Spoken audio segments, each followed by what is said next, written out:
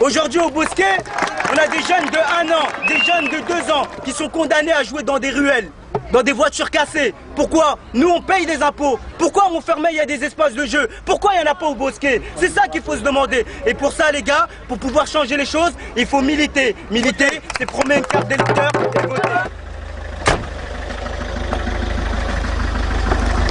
Monsieur le maire. Alors, pourquoi vous voulez pas me recevoir? C'est vous qui le dites? Je sais pas, j'ai appelé au moins 10 fois, il n'y a pas de réponse de votre part. Vous pouvez me parler un peu de l'arrêté anti-bande là?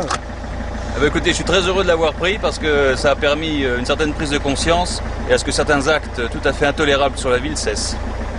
Moi je suis parti d'un collectif d'artistes, de réalisateurs. On a fait une expo ici au Bosquet. On a pris les habitants en photo, on les a collés sur les immeubles. Tous les habitants étaient contents, la presse en a parlé, ça a fait un peu le tour du monde. Monsieur le maire, il n'est pas content. Il faut qu'il aille porter plainte contre nous. Donc personne n'a été prévenu de cette opération et toutes les façades ont été effectivement recouvertes de photos qui avaient une certaine qualité artistique, je ne dis pas le contraire, mais au mépris du code de l'urbanisme. On suit le maire qui nous dit je travaille 12 heures, 13 heures par jour pour cette commune et on est tenté de le croire. Hein. Et vous, vous dites qu'il fait rien, Pour la commune, pour Montfermeil et les habitants de Montfermeil dans les pavillons, mais tout ce qui concerne la cité des Bosquets, il n'y a rien qui est fait.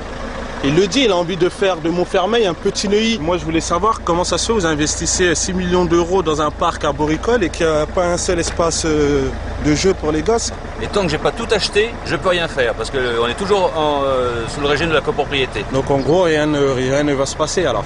C'est vous qui le dites. Moi j'ai un gamin, il y a des gamins qui traînent dans la rue et c'est pas normal. Quand vous allez sur la rue Picasso, il y a des gamins de 2-3 ans. D'abord mes gamins ne traînent pas dans la rue. Oui bien sûr, parce que vous avez un petit château, vous avez un jardin, les enfants peuvent jouer. Mais ici il n'y a pas d'espace, il n'y a même pas une balançoire.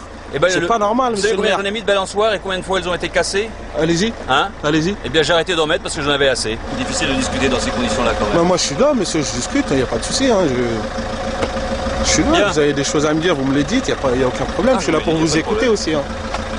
Allez, à bientôt. Un petit message à faire passer à tous ces jeunes là? À bientôt. On y va, messieurs.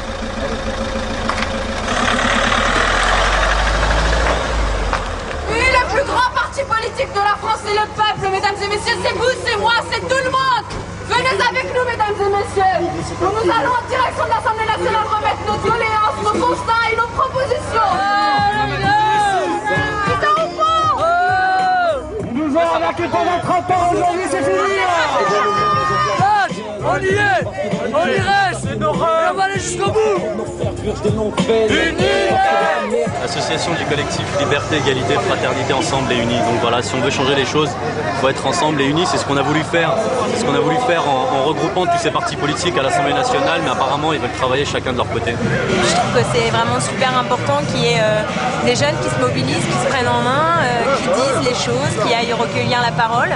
Ça aurait dû être les politiques aussi à être capables d'ouvrir le dialogue et d'envoyer des messages de respect. Aux hommes citoyens, formez vos bataillons, marchons, marchons, que ça dure, abreuve nos sillons.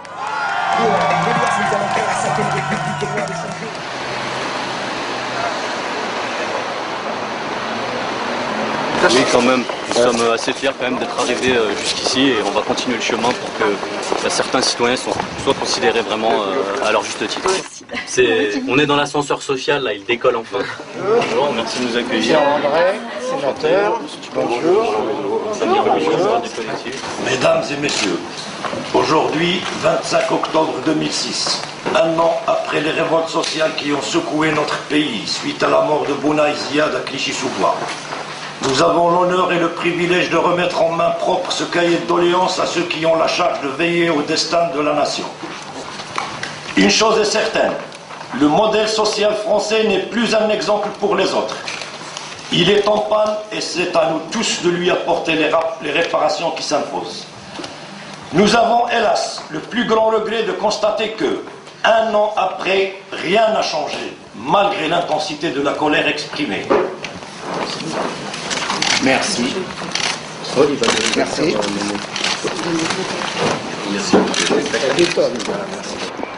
Ouais, Marc.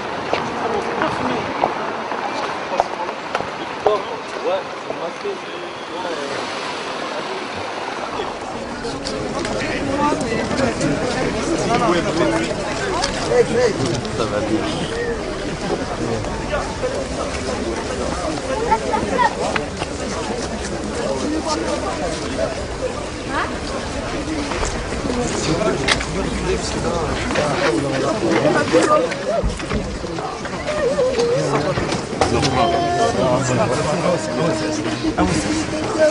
اللهم ارزق جميع المسلمين الصبر بهذا المصاب الجليل يا ارحم الراحمين يا رب العالمين. Que Dieu bénisse cette jeunesse force vive de la nation.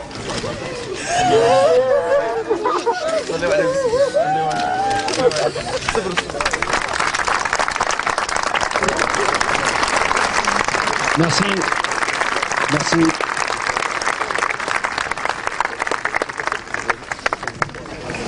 Ça fait un an. Bon, nous, on est toujours là. Hein.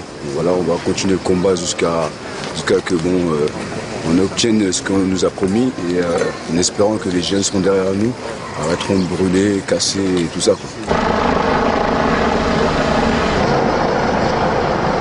Les Maïsiens ne sont pas morts pour rien.